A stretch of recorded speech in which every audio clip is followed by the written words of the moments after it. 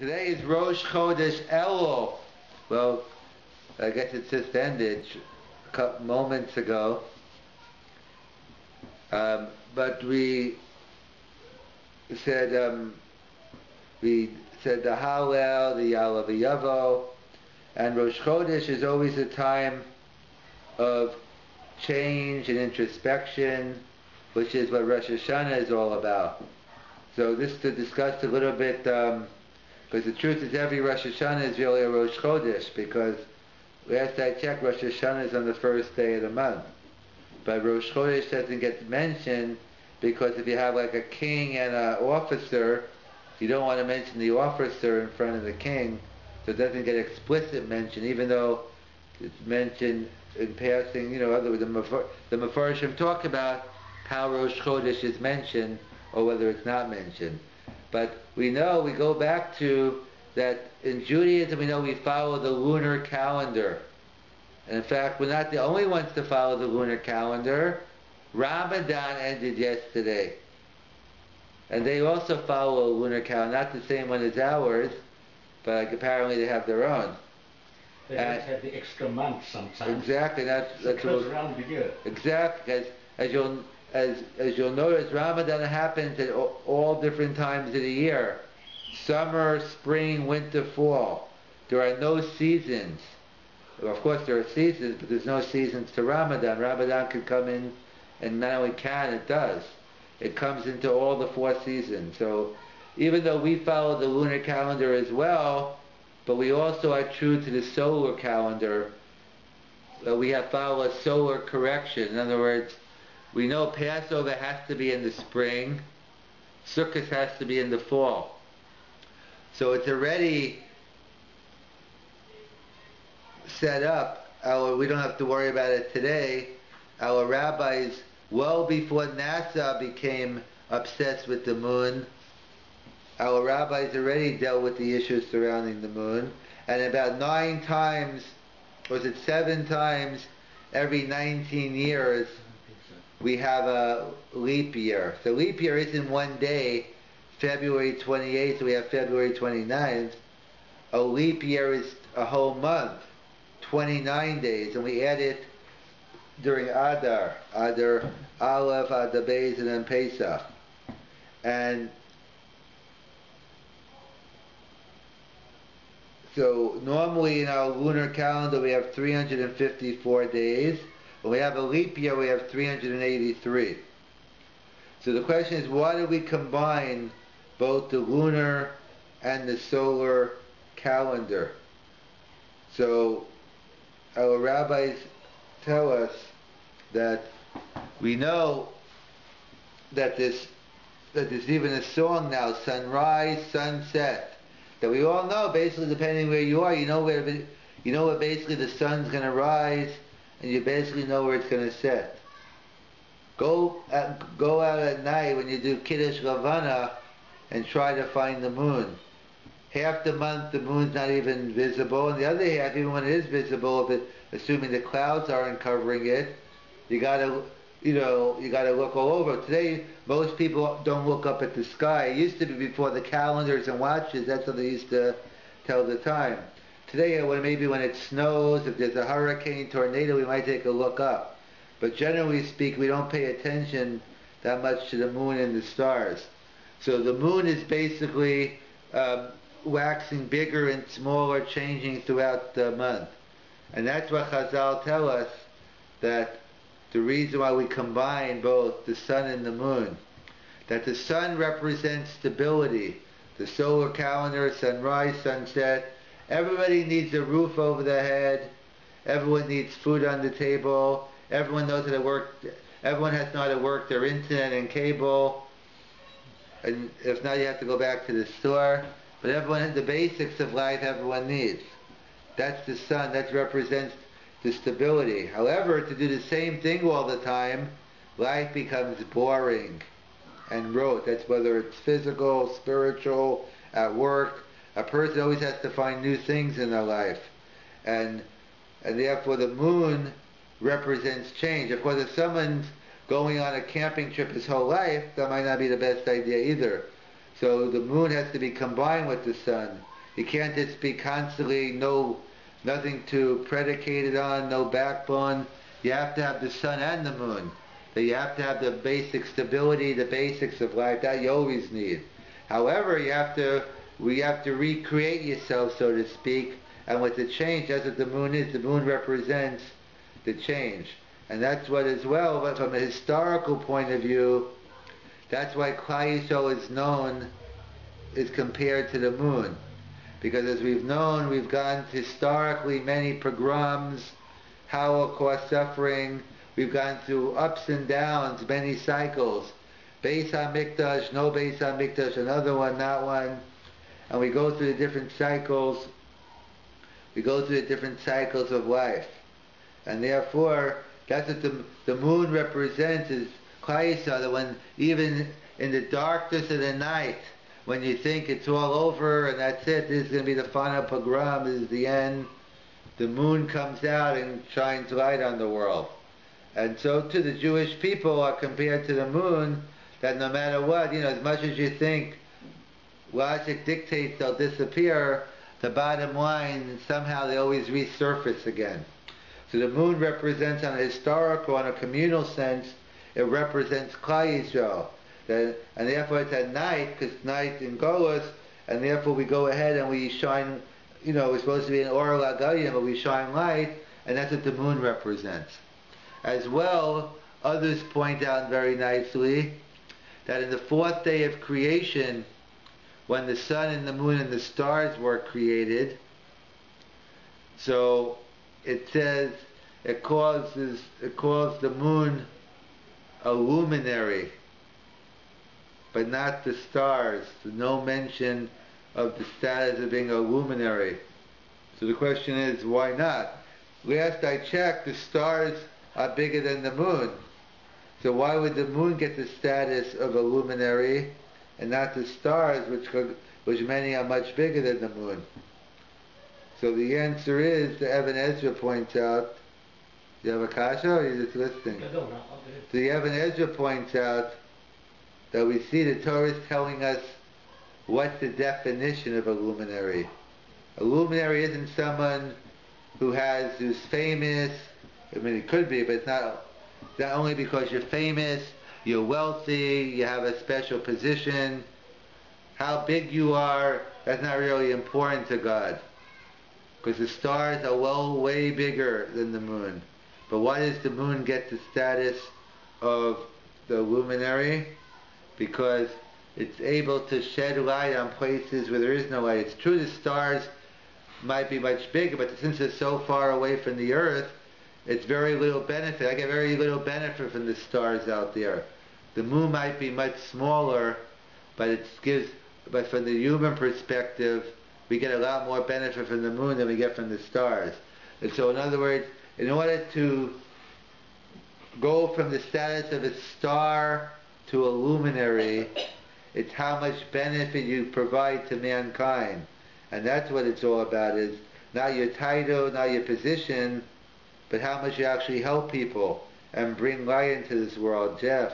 Yes, luminary, that's from the Hebrew is ma'or, is that Ma'or, right? yeah, Mor HaGadol, Mor Bringer HaKatan. of light, or giver of light. And of course it's true, because you can do things by the light of the moon, not by the light of the stars. Exactly. Today in the city, it's hard. If you go out in the mountains, you really appreciate the moon a little bit more. If you live in the city, you have lights all over, you don't really appreciate it as much. One more thing. You said you brought, this was the Ibn Ezra? Yeah. What century did he live? He was in the medieval And times. he was aware, forgive my ignorance of the history of science, that the stars were really bigger than the moon? Apparently, because that's what... And their small size was, apparently small size, because they were much further. He knew that? Apparently, because he wrote it, so I assume he knew it. But yeah, in general, a lot of times you find in the Rishonim different things that the people, that the medical other things didn't figure out until later. But I'm not sure when science figured it out or not. But clearly, at least that's the first one. Maybe he has an earlier source even he's quoting some minimally from the middle, during that time. He was one of the Rishonim. So during that time period, he's doing all these commenting, Rashi, the Evan Ezra, the Rabbi, that era, that time period. So we see that's how you become That's how you become a luminary, by your impact, not true. Maybe if you have the right position, you become a bigger luminary because of your position. You're able to do a lot more. But the problem is, as many people, like say there was I guess it was a educational video. I think it was by Dennis Prager, in fact. He's a Jewish guy. He lives on the West Coast, left coast, West Coast. He happens to be a conservative, but so he has a radio show 3 hours every day, but out in L.A. And he has a Jew. He went to yeshiva. He has a background and everything. So he does. I guess he did with some of the movie stars. He just did like a 5, 10, 15 minute like educational video. They might have did a couple of them. One is that I used to show a lot to my class, especially when I was in the academy, but it's something about teaching goodness, or maybe that's what it's called. But either way, but the point being is, so one of the examples given in the movie, you had Jason Alexander, all these other, you had these famous actors, and he gave different like ethics and that, ethical.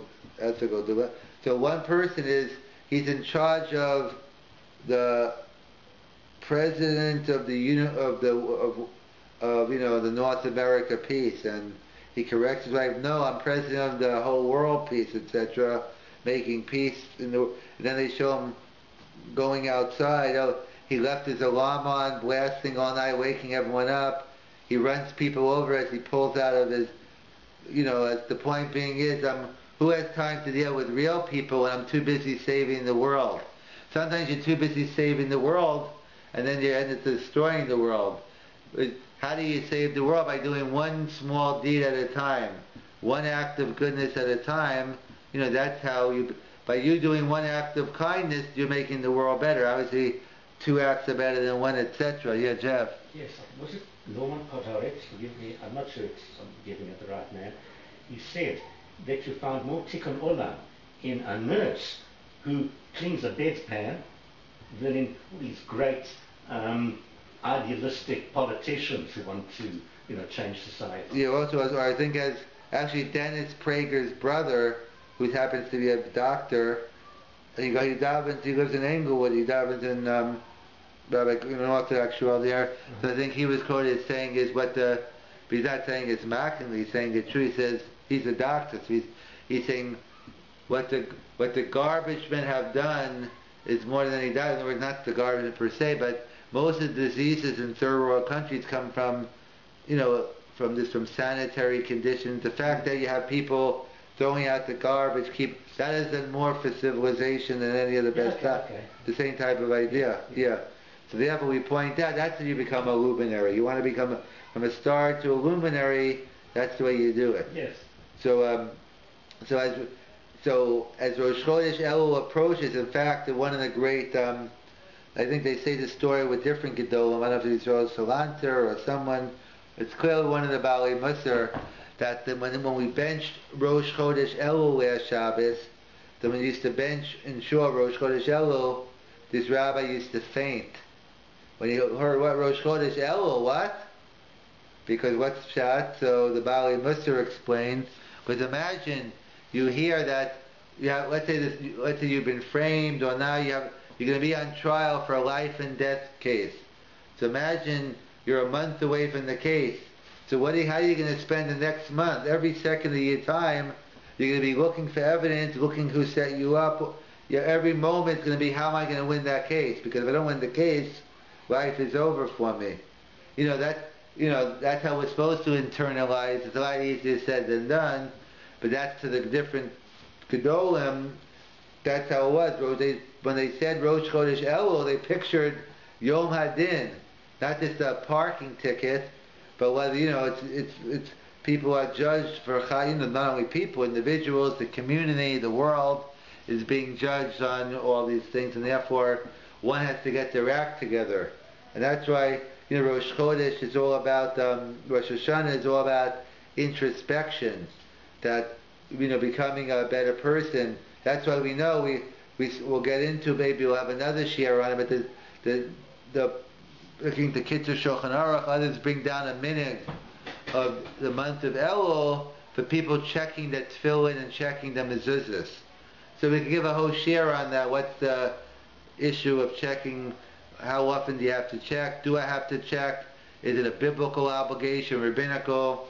And certainly that's true.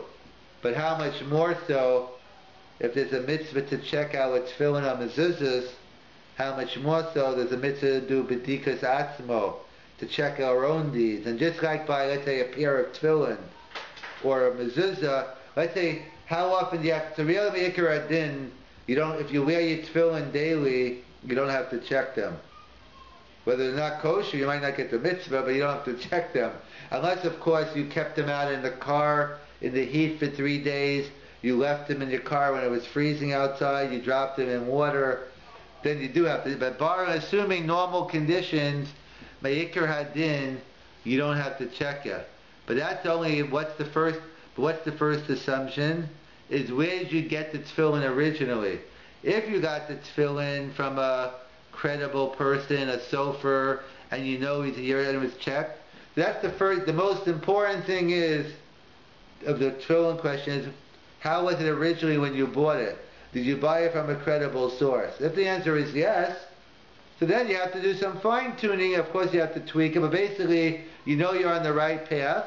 You just have to make sure a letter there, something maybe to go over the ink, just little minor corrections. But if you got a pair of tefillin, a mezuzah, someone unreliable, that's a much more fundamental problem. You have to you'd have to do a lot of checking and read, and you'll have to redo your hashkafa in life. So too, if a person has the wrong ideas, the wrong hashkafa, then there's a lot of change that has to happen in Rosh Hashanah. If you're basically on the right path, you originally worked out, so then you have a less of a bedika. But there's a mitzvah of bedika tefillin, not a mitzvah, but there's a minig among some of Chasidei Maisa to do a bedika on tefillin and mezuzah, but according to everybody, you have to do a bedika on yourself. Same concept you do like bedikas chametz. So even though we say we're checking for chametz, but as the Bali Mr. point out, we're checking for chametz inside ourselves as well. Obviously, to get the mitzvah, it's not enough to check for chametz. You got to actually do the bedika. But from a hashkafic point of view, the bedika is you got to do a bedika of oneself. Yeah, Jeff. Yes, a similar theme that the minhag, you're not supposed to have nuts on Rosh Hashanah. There's a minhag like that. Because gematria chet or something. Yes, yeah. Yes, because I think it's egos has gematria chet. Right, go on. One of the rabbis who said, I once asked a rabbi about this, and he said, "Look, is this an important minhag?" How should I say? He said he quoted me a certain famous rabbi, I think I suppose about Musa, maybe you know the name, who said, everybody's concerned that egos has a gematria chet. They should rather be concerned that chet has a gematria chet. Exactly, they're more concerned about the nuts than they are about doing a chet. Yes, yes. Yeah, no, again, and also it's one of the different minhagim we do on Rosh Hashanah. But it also depends what type of nuts are included. That's a separate shayla as well. But I mean, the point is, right? But the point is the chet. Exactly. Yes. Or along those lines, people always give when it comes to dukkah, they say we'll give chai. Yes. So the guy said you're much better off giving the gematria of chet, or whatever the yes. or the gematria of a Hayat number. That's a much bigger stress than giving chai. Yes, yes. Or be chai is right, what I'm saying is, but you're much better off, I'm as guilty as anyone. I give 18 instead of 20, so. But really, of course. Right, you could do, double chai, etc. Yes. Yeah, so they point out that's part of the essence of Rosh Hashanah is the introspection. As we know in Elul, one of the things it stands for, Ni Lidodi Li. I am to my love, my beloved is to me. That basically, it's all about the connection. The connection, as we spoke about before, but yet some people don't realize the connection until after they lose the Beis HaMikdash. But there has to be a connection between you and HaKadosh Baruch Hu. And that's what it's all about. That's why Rosh Hashanah isn't a time necessarily, we'll get into that more also, where you're asking forgiveness for all your sins. That's not Rosh Hashanah. Rosh Hashanah, you gotta show you're turning the ship around. Like for instance, the mashal I always give is, let's say you're on this big ship, and it's riding, for a while, and the captain wakes up, he looks around, none of this looks familiar. I take this route all the time, and he checks his compass, and he says, yeah, instead of going 400 miles east, we went 400 miles west. So we're lost now. So what's the first thing the captain has to do? The first thing you have to do is turn the ship around, turn it to the right direction. Because every mile you go the wrong way, you have to come back 2 miles. So that's Rosh Hashanah. What you have to do on Rosh Hashanah is turn the ship around. We have to face the right direction. We might have a long way to go to the tshuva, depending how, but the first step is that we just have to show God we want the relationship, we're turning around now. And that's what Nila Dodi Vidodi Li we have to show God we're interested in the connection with Him. And of course, as they all point out, Nila Dodi Li, also in terms of mitzvahs ben Adam lechavero. As always, to be a complete Jew, you have to fulfill both the commandments between man and God, ben Adam lemakom and ben Adam lechavero. But as always, as even with the Mishnah tells us in Yuma, that in order to get forgiven for your sins on Yom Kippur, so at least so that's a discussion. Certainly, you ben Adam lechavero.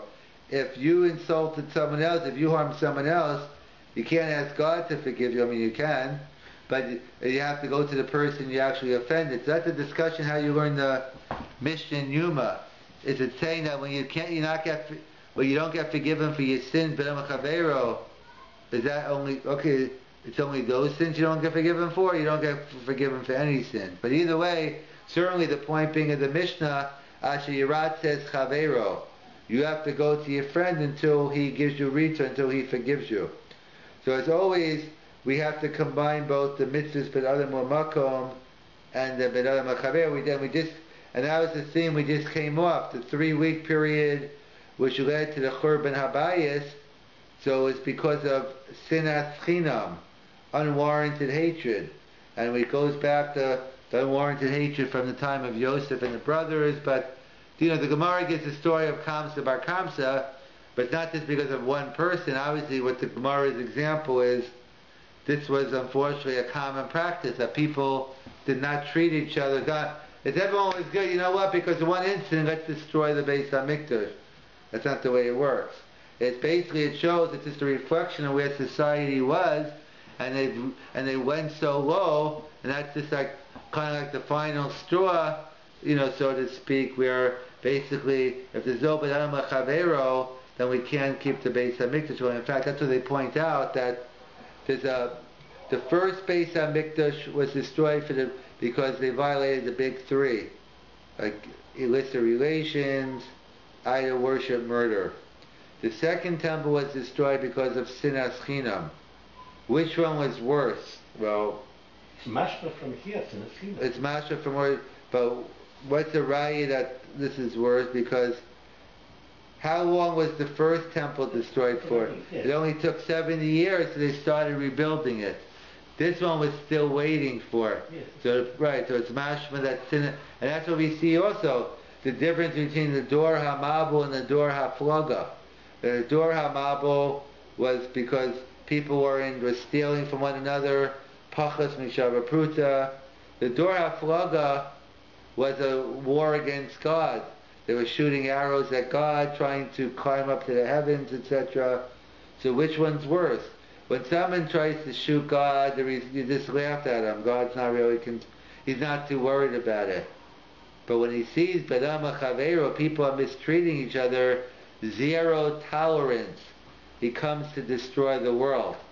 And that's what we find throughout, that many, and even during the great, when you had different generations of people of Rishaim, yet they were zochah to different things than other generations. And that's what the Chazal tell us, because even the door of David, they knew Kol Tarakulo, but if they didn't treat each other properly, God gets angry. But when you sin ben Adam lemakom, God has patience and tolerance. and he can wait for you to do. But when you do B'nam Chavero, watch out. And that's just one continuation from the 3 weeks. We're in the Shevat and the Chemta, the 7 weeks of comfort, and that's what it's all about. Rosh Hashanah, Yom Kippur, of course, mitzvahs B'nam Lamakom, but certainly, as always, the importance of B'nam Chavero as well. That's why, as they say, when the people came to, Beis Hillel, Beis Shammai, teach me the Torah on 1 foot. So Beis Shammai threw him out of there, gave him pachis. Hillel taught him, he paraphrased V'hafta U'echa Kamocha. So what do you mean 1 foot? So the Mefarshim point out, we know the two, Shnei Luchos Abrit, the 2 feet and one is, if it's B'nadon Lamakom, and B'nadon Chavero. Do you think the Torah is only one? The people think that it's only about the rituals. That's how you define a religious Jew. But equally as important, I'm not going to say more important, but minimal, at least equally important, that one has to be a mensch, one has to know how to observe, Ben Adam L'Chaveiro. And that's what we find throughout. Obviously, between Atzara Shemei Tshuva, we actual forgiveness. But one of the different but during the whole month of Elul, that's with the minhag of blowing the shofar. We started blowing the shofar today. Different minhagim. Most have the minhagim of blowing the shofar Rosh Chodesh Elul, the first day of Elul, which is the second day of Rosh Chodesh, and again, that's the shofar is to try to wake us up. Even though the Rambam says this regarding Rosh Hashanah, which is the Chi of Daraisa, to wake us up from a deep slumber. But that's why it's kind of like the 3 weeks, the 9 days, and Shiva.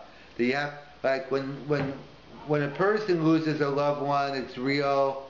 So you feel the pain right away, and it's reactionary. And hopefully time heals. 70 Shiva Shloshim Yud Beis Chodesh. So we asked, why is it reversed when it came to the 3 weeks, 9 days, and Tisha B'Av? It goes from Mikal El Kaved, from lighter to heavier.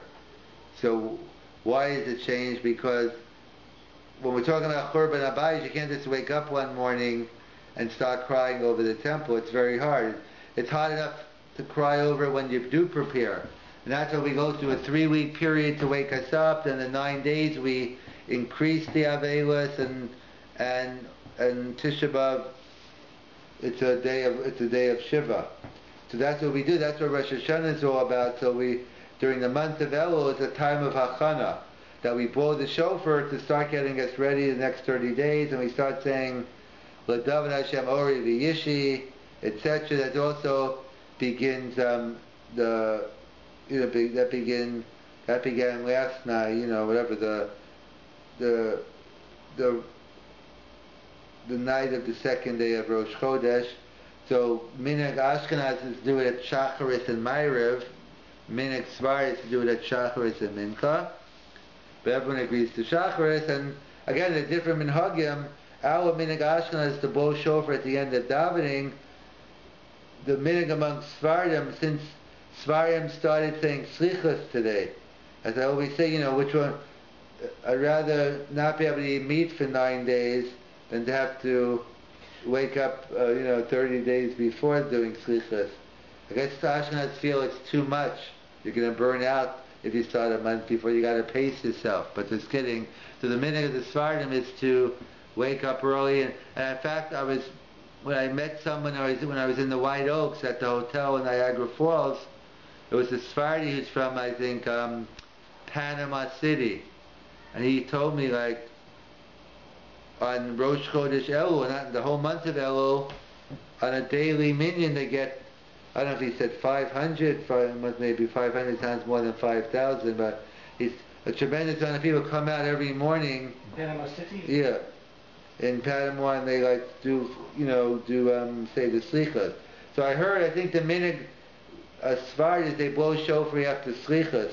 I have a vague memory of Rabbi Amar blowing shofar at the end of Slichas. But I also saw it brought down that some minhag among the Sfardim isn't to do it after Shul, but it's to do it after the slichas, since they're doing it. Obviously, we can't do it after slichas since we're not saying slichas. We don't begin saying slichas until the week before Rosh Hashanah. We need a minimum of 4 days before, so I think we should get it. But Sunday, Monday, Tuesday, Wednesday, I think we just pull it off. Because Wednesday night is Rosh Hashanah. Yes. Yeah, so we just get the pull off. So it's only the Saturday night before Rosh Hashanah. And that's what Rosh Chodesh is all about, the ability of balance and change, and that's what Rosh Hashanah, introspection. That's why, as well, in this week's Parasha Shoftim as well, we find the mitzvah as well of listening to the rabbis, of Bosasa min hadavar asher yagidu lecha yaminu small. That the mitzvah of the Torah says don't turn away left and right. And of course Rashi quotes the famous Sifri that even if they tell you left is right and right is left, you have to listen to them. But Kal v'chomer, if they tell you left is left and right is right, you have to listen to them. So the point being is, that the Chacham said on many halachas in terms of keeping a fence around it and adding and abetting, and therefore they point out that, again, in order to be an observant Jew, one has to keep mitzvahs b'adam l'makam and b'adam l'chaveiro, in commandments between man and God and commandments interpersonal, but as well, it's not enough just to keep the biblical commandments, we have to keep the rabbinical. And in fact, according to the Rambam, by keeping the rabbinical commandments, we're really keeping the biblical, because every mitzvah d'Rabbanan is based on lo sasim and adavar asher yagidu lecha yaminu small. So is that the source? In fact, that's the Ramban. This is topic for another shiur, but that's the Ramban's kasha on the Rambam. If according to you, Rambam, that every rabbinical law is like a biblical, every d'Rabbanan is a d'oraisa, how come we see Savik d'oraisa l'chumra, Savik d'Rabbanan l'kula? Why do we say a doubt by a biblical law was strict, a doubt by rabbinical was lenient? If you tell me every rabbinic law is really, so whatever, that's the whole discussion in the Ramban. But the point being is, that's what we have to keep in mind when we right now we're in the beginning of Rosh Chodesh Elul, counting the days between Elul and Rosh Hashanah, and therefore whether it's through the blowing of the shofar every morning, the L'David, or people take on every different midos during the 30 days. I know the different groups, whether it's women's groups, they take on to do during this time different acts of chesed. So whatever you want to take on is good. Kind of like when I spoke to my doctor once, I said, so tell me, what type of exercise is the best? Should I be biking, elliptical, basketball? What's the best exercise? He said to me, whichever one you're going to do, that's the best thing. On paper, there could be a whole order of which exercises are better, but any exercise is better than no exercise. So the point being is that you have to do something. So of course there are different levels of plan, but ultimately it's not enough, just to contemplate doing better. You have to actually do better. You have to take on different things during this time period. Some of the lessons of Rosh Chodesh Elul are from the Parsha.